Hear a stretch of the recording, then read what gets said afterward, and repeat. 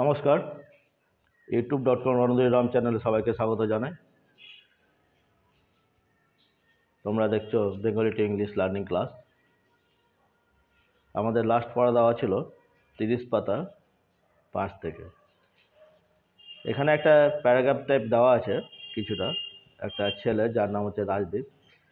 তো এর সম্বন্ধে আমরা প্রথমে লিখব, বাংলা থেকে ইংরেজি ট্রান্সলেটটা করব, করার পর এটা আয়ত্ত করে বুঝে আমরা না দেখে বলার চেষ্টা করব, মানে তাহলে স্পোকেন ইংলিশটা ক্লিয়ার হবে। দেখো এখানে বলেছে রাজদীপ খুব ভালো ছেলে। তাহলে বার করো কার সম্বন্ধে বলেছে, রাজদীপের সম্বন্ধে। তাহলে সাবজেক্ট কি হবে, রাজদীপ, দিয়েছি রাজদীপ। এবার কি বলেছে, রাজদীপ খুব ভালো ছেলে, মানে রাজদীপ হয় খুব ভালো ছেলে। তা যেমনটি আমরা জানি সাবজেক্টের পর কি দিতে হয়, ভার্ব দিতে হয়। এটা সাবজেক্ট রাজদীপ, ভার্ব এটা ইজ, হয় কি হয়, এবার অবজেক্ট দিতে হবে। ভালো ছেলে, ভেরি গুড বয়, খুব ভালো ছেলে, রাজদীপ খুব ভালো ছেলে। Rajdeep is very good boy, বয়টা নাউন, গুডটা অ্যাডজেক্টিভ। গুডটা নাউনের সম্বন্ধে বলেছে, তো যে ওয়ার্ড নাউনের সম্বন্ধে বলে তাকে অ্যাডজেক্টিভ বলে। এটা অ্যাডজেক্টিভ, এটা নাউন, সবটা মিলে হয়েছে অবজেক্ট। আর কতটা ভালো, না তো ভেরি গুড, ভেরিটা হলো অ্যাডভার্ব। যে ওয়ার্ড অ্যাডজেক্টিভের সম্বন্ধে বলে তাকে অ্যাডভার্ব বলে। ক্লিয়ার? তেমনি এখানে বলেছে কৌস্তব তার সবচেয়ে প্রিয় বন্ধু। তার কৌস্তব সম্বন্ধে বলেছে, তার প্রথমে দিব Kaustav. Kaustav is his best friend. সবার চাইতে প্রিয় হলে বেস্ট দিতে হয়, বা ডিয়ারেস্টও দেওয়া যাবে, ঠিক আছে। Kaustav is his best friend or is his dearest friend.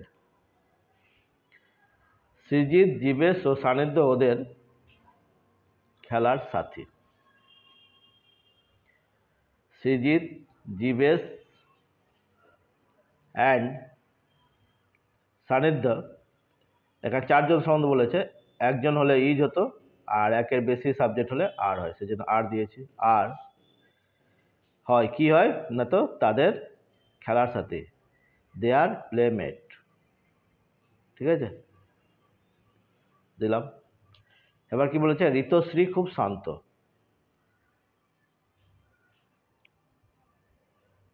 Ritashree খুব শান্ত, Ritashree is very quiet. Ritashree সম্বন্ধে বলেছে, তো এখানে দিয়েছি ঋতুশ্রী, ঋতশ্রী।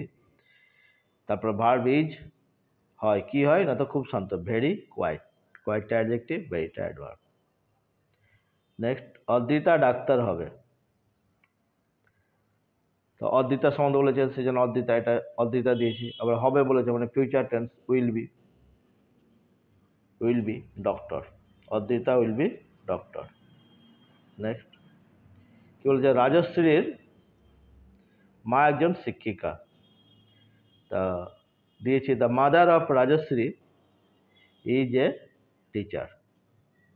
বুঝতে পারলে? কার সম্বন্ধে বলেছে, মা। কার মা, না তো Rajashree. The mother of Rajashree, এইভাবে যার সম্বন্ধে বলেছে সেটাকে আগে দিতে হবে, এবার যার বলবে মানে অফ, মানে রাজশ্রী এর মা, অফ মানে এর, দ্য মাদার অফ রাজশ্রী, এইভাবে। বাংলাতে আমরা এইভাবে ঘুরিয়ে বলবো, ইংরেজিতে এইভাবে বলবো, the mother of Rajashree. The mother of Rajashree is a teacher. Clear? তারপর বলেছে বিশ্বজিতের দাদু একজন ভালো ফুটবলার ছিলেন। এটা পাস্ট টেন্স, তাহলে এখানে ইজও হবে না, উইল বি হবে না, তাহলে কি হবে, পাস্ট টেন্স হলে বলো, ওয়াজ হয়, তো ওয়াজ দেবো আমরা। তাহলে দিয়েছি the grandfather. Car grandfather, grandfather মানে দাদু। The grandfather of Biswajit, Biswajit এর দাদু, এটা সাবজেক্ট হলো। এবার ছিলেন বলেছে, সেজন্য ওয়াজ দেবো, ওয়াজ দিয়েছি, ঠিক আছে। ওয়াজ কি ছিলেন, তাতে এ গুড ফুটবলার, একজন ভালো ফুটবলার, ঠিক আছে। নিকিতা কি খুব রাগী নয়, এটা জিজ্ঞেস করেছে এবং নেগেটিভও আছে, নেগেটিভের মধ্যে কোশ্চেন মার্ক। তাহলে কোশ্চেন মার্ক থাকলে ভার্বটা আগে আসে, দিয়েছে ইজ নট।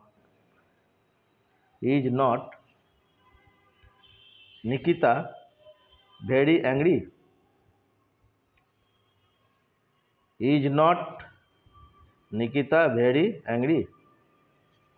ঠিক আছে, এটা কোশ্চেন মার্ক হবে, এখানে কোশ্চেন মার্ক দিতে হবে। দেবস্মিতা একজন ভালো গায়িকা হবে।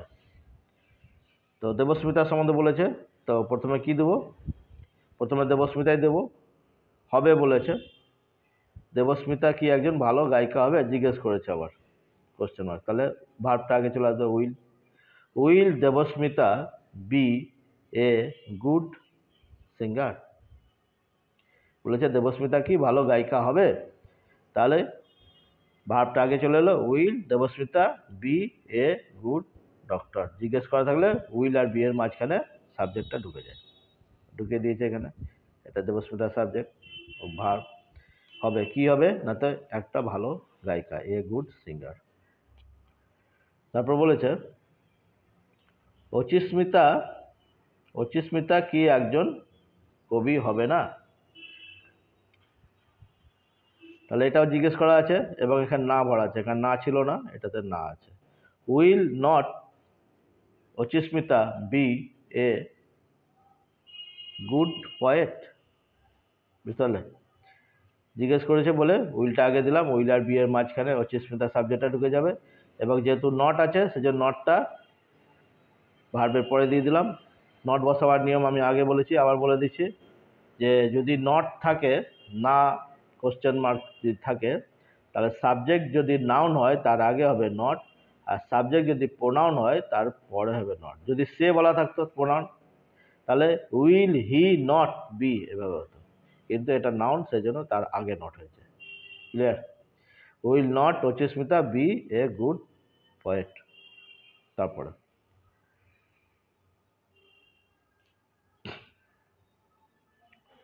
ওরা সকলেই আমার চেনা। They are all none to me. ঠিক আছে, তারা সকলে, যে তাদের সম্বন্ধে বলেছে, দিয়ে দিলাম, দের পরে ভার্ব হবে আর, সবাই অল। তা দে are all none to me, এটা একটু প্যাসিভ ভয়েসে আছে। তা আমি অ্যাক্টিভ ভয়েস যদি করতে হয় তো আমি করেছি, এখানে দেখো, মানে আমি তাদেরকে চিনি। কে চিনি? আমি। তাহলে আইটা সাবজেক্ট, আর নো এটা ভার্ব হয়ে গেল, দেম তাদেরকে, আই নো দেম।